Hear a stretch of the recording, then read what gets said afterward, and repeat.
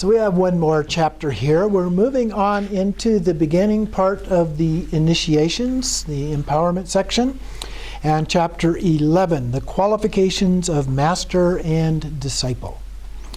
And so the first part on initiations is by whom and upon whom initiations are bestowed, the definitions of master and disciple, followed by where the initiations are bestowed and the presentations of the initiations. Those last two are not in this chapter, okay? Just the first part.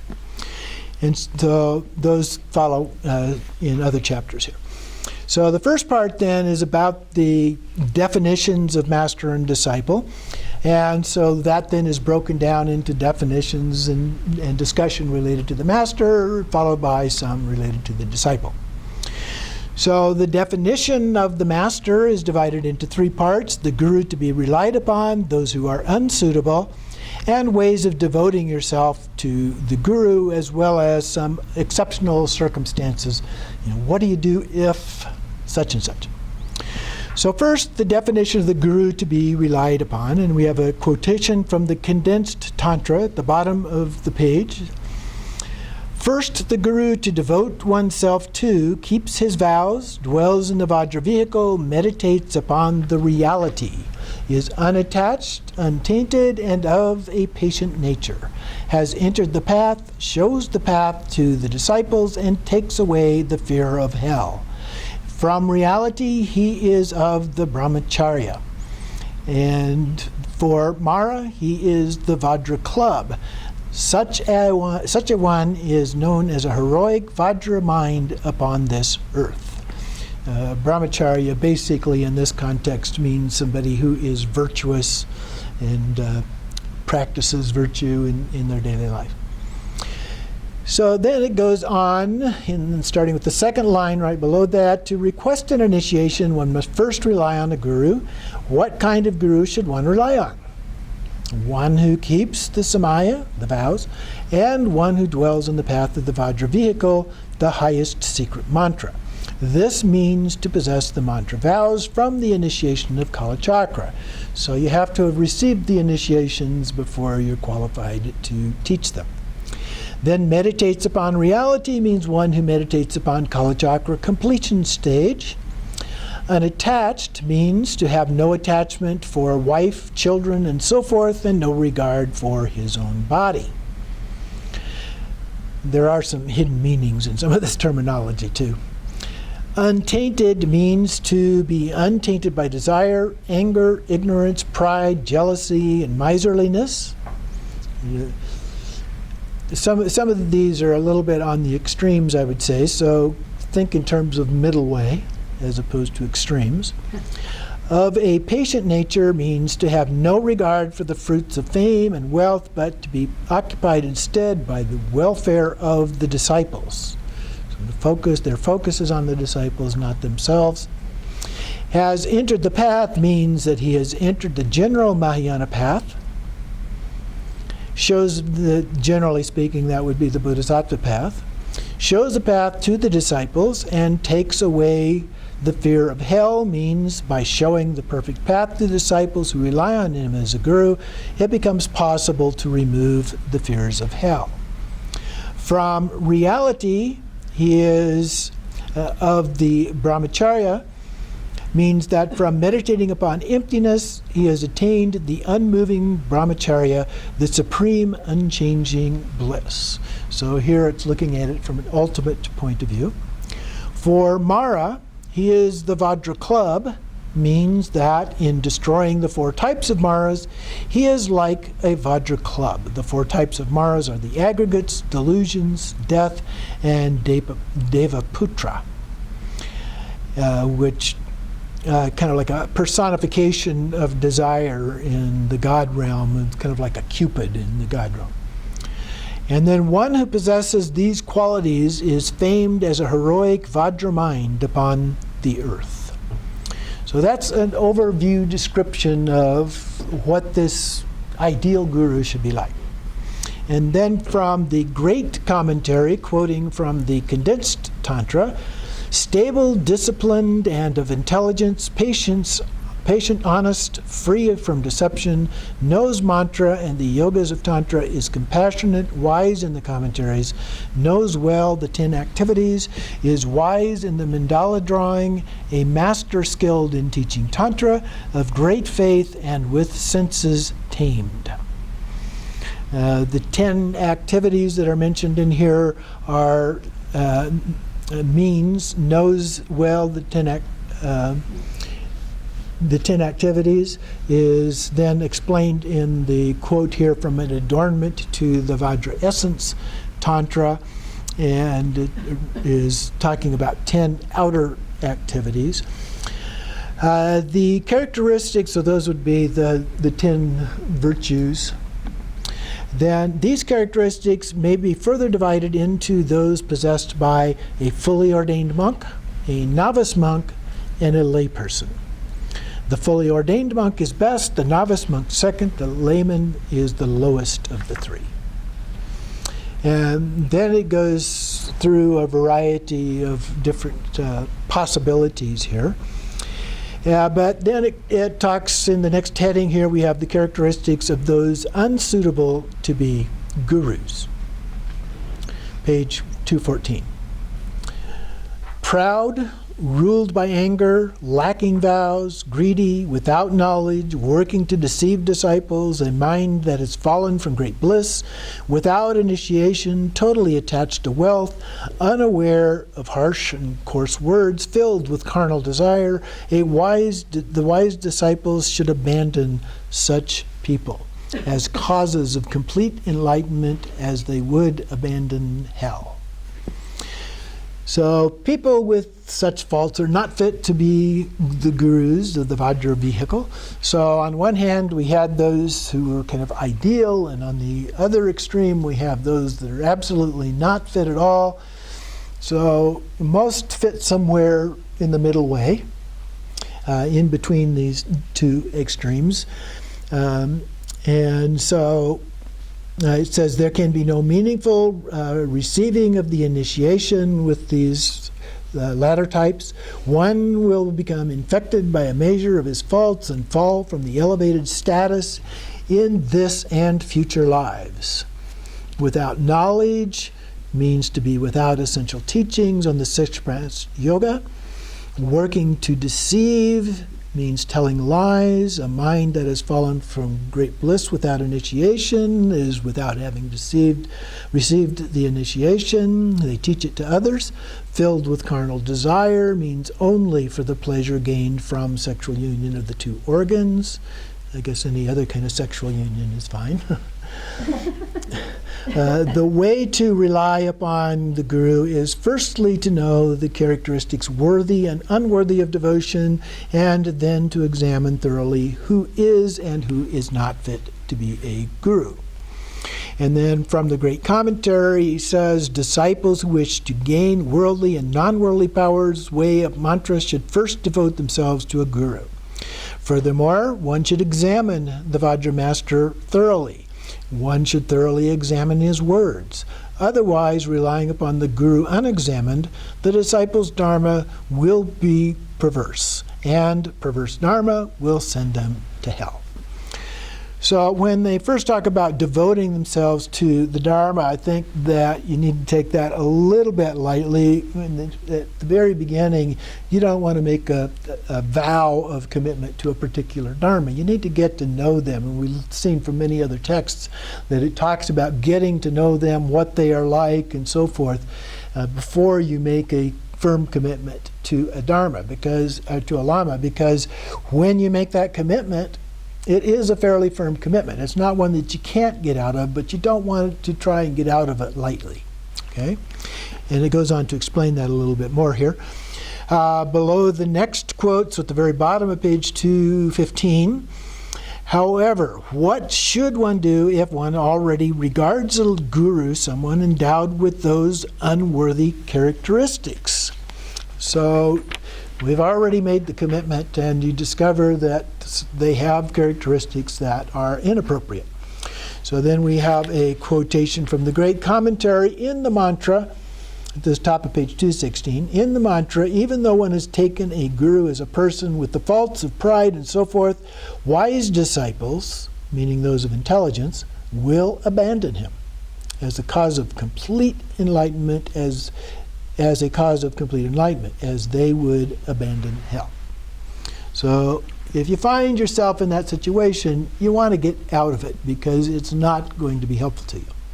And then also, because of these words, even though he has been taken as a guru, if he does these wrong deeds, disciples who strive for freedom should leave him. And then skipping the third one, which is similar, therefore, if one has taken someone with these faults, part company with him, and not associate with him again. They do not teach that one should lose one's faith due to seeing faults, because as it is so rightly said, from the quote then, once that is used as a reason and one casts off the undertaking of holding him as a guru and as a field of reverence, one opens up the opportunity for a root downfall to occur. One must learn, therefore, to distinguish what is to be developed from what is to be discarded. So it's like I was saying, you have to be careful about making these decisions and not just flit from one guru to another because of something the person said or did that you disliked. You have to really examine that and determine, how serious of an offense is this? Is it something I can still live with or not? Is this something that's going to be even more problematic if I stick with them in the future? Those kinds of things. You need to really examine that very carefully before you decide to leave.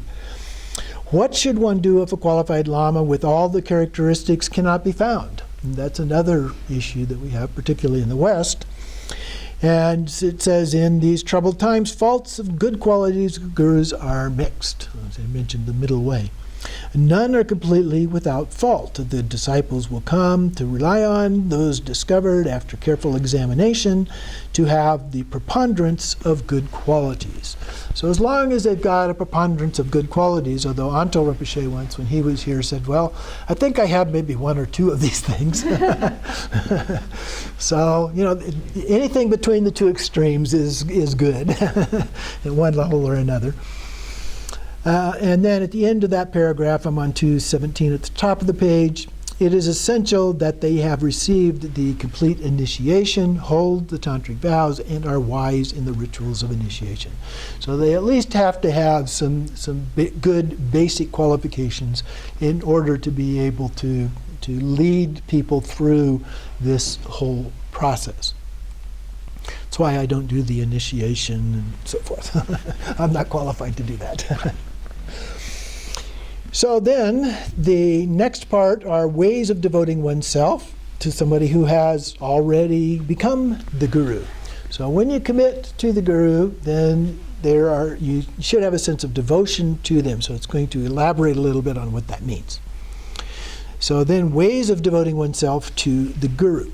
In the second quote below that heading, 50 verses on the Guru states, with great faith and at all times, with flower mandalas and the palms pressed together, devote yourself to the teacher Guru, bowing your head to his feet. I'm basically talking about prostrations there. In the next paragraph it says, well, what about a partial prostration? Is that okay? You do that on your knees, hands, and touch your head without a full body laid out prostration, which normally is an acceptable prostration. And it says, frankly, it is not appropriate. So what exactly is meant by devotion? The great commentary says, by pleasing him with your children, wife, and so forth. So there are a number of places in Tantra that give that kind of a guideline, but there are also places where it describes that the meaning of that is somewhat different than that. So pleasing him with your children means the Sangha. Pleasing with your wife is, I forget the exact metaphor for that one, but there's a metaphor for each of these that are understood in a different way than the literal interpretation of what that might be. So moving on to page 218, the Samputa Tantra says, prostrate and offer. your wife, your daughter, your maids, and manservants. And then from this day on, I offer myself to you as a servant. And then in the text just below that, you should serve the Lama with offerings ranging from your possessions to your own life. And in a quote from the 50 verses of the Guru, whatever is the smallest way beautiful, whatever is extraordinarily special, offer it all to the Guru. Such giving becomes constant giving, to every enlightened being. Such giving is the accumulation of merit from which comes supreme accomplishment. But keep in mind that actually the best thing you can offer is your practice. That is the thing that we really want you to do. I'm not looking for your wives or your children or anything else.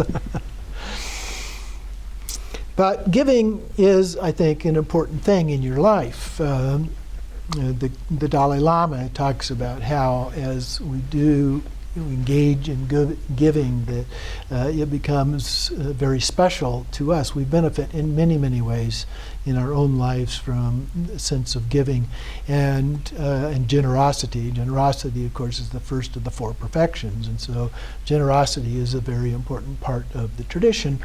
But within reason, and the middle way, if you're giving things, you need to give within your ability to do so, and things that are reasonable in that regard.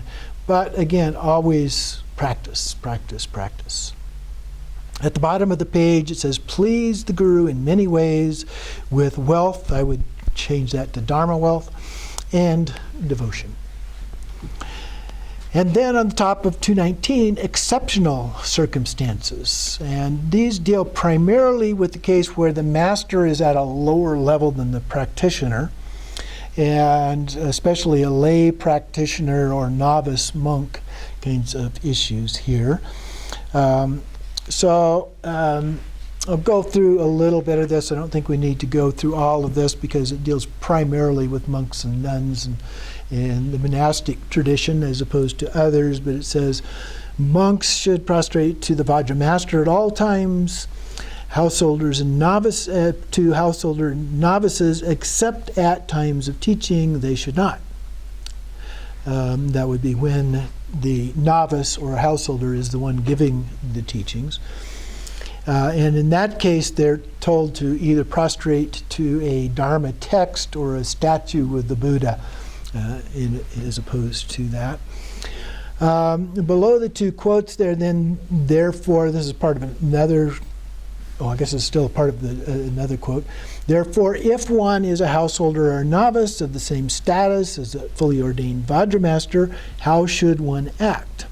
It says, avoid lowly acts such as washing feet and not perform the five-limbed or full prostration.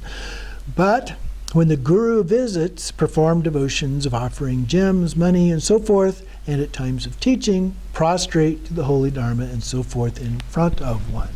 So when Khenchen Lama or Jigme Lodro or Lama Gersum come, then we do the prostrations in front of them.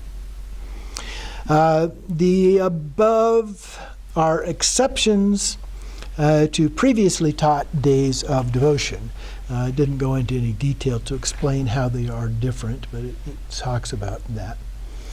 So those are some of the main things. On page 220, down below the large quotation there, this passage, referring to that large quotation, says that at times other than at teachings, the fully ordained should not prostrate, even verbally and mentally, to householder or novice monk Vajra master.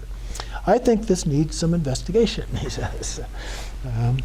So apparently he didn't agree with that statement. Then at the top of page 221, from talking about the Guru, now we go to the disciple, definition of the disciple. Disciples are of three kinds: lowest, middling, and best. The lowest are not to be brought together by initiation. In other words, they're not really qualified for the initiation. Havajra Tantra states first they are given purification practices, and then the 10 areas of practices, which it doesn't say what that's referring to, but I would assume the 10 bhumis. Could be the 10, the word areas is what leads me in that direction as opposed to the 10 virtues. And then it goes through the various tenets up through Madhyamaka. So, in other words, they need to have the preliminary practices, they need to have the basic foundational teachings and practices and so forth first, before you go to highest Yoga Tantra. Then, of lowest intelligence are those whose minds are yet to be ripened of any of the three vehicles. Middling disciples have minds ripened by the path of the common vehicle. They are also attracted by the Vajra vehicle, but they have no desire for the supreme city of Mahamudra in this life. So they're interested in it, but they don't really commit fully to it. And it says they are only gathered for the 7 initiations of childhood, which is the first set of initiations in Kalachakra, dealing with the generation stage. So they can do the generation stage Kalachakra, but they're not qualified to do completion stage. The best disciple, at the bottom of the page here, and then the quotation from the great commentary says, those who strive for the Mahamudra are gathered by the initiations of the base, the secret, and so forth, in order to bring them the meditations of the path of emptiness. And then continuing on the next page, those are gathered by the bestowal of the 11 initiations, followed by the higher initiations of base, secret, and so forth. What are the characteristics of this disciple? From the condensed Tantra, in the quotation it says, a disciple with a mind for the profound and the vast, taking joy in the certainties of the Guru with the spirit of renunciation. A knowledge of the qualities, striving for freedom, respect for tantras, of an undistracted mind, of that received well hidden, whose friends of the wicked become weaker. Excuse me.